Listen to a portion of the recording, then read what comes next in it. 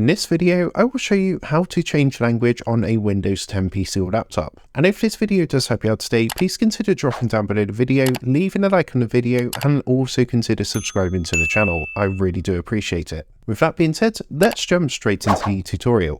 So as you can see, I'm here on my desktop. Now, the first thing we're going to want to do to change our language is come into our settings. So to do this, you just want to come down to the bottom left-hand corner and click the little magnifying glass. And then in the search box, you just want to go ahead and type settings.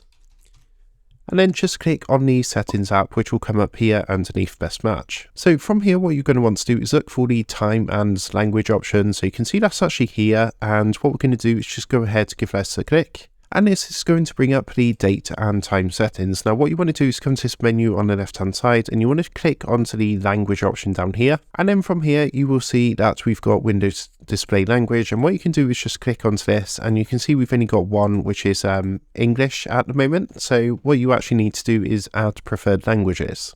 So to do this, what you want to do is you'll see down here it says preferred languages and it says add a language with a plus box. So you just want to go ahead and give this a click, and then you can choose a language to install. So you can choose any of the ones available on here. I think there's some available on the actual Microsoft Store as well. But for this example, I'm just going to go ahead and go for French. So let's have a look a minute. So we got French down here, and what you would do is choose the language you want to install. Go ahead and click next down here and it tells you how it's supported. So for example, for French, you can see this is supported on the actual display language, text to speech, speech recognition and handwriting. So you just want to double check that and see what's supported. You can also tell that by the icons which are next to each one. So once you selected that, go ahead and click next down here. And then what you can do is automatically set this as the display language if you want to. So you just want to go ahead and choose all these from here. And then once you're happy, just go ahead and click install.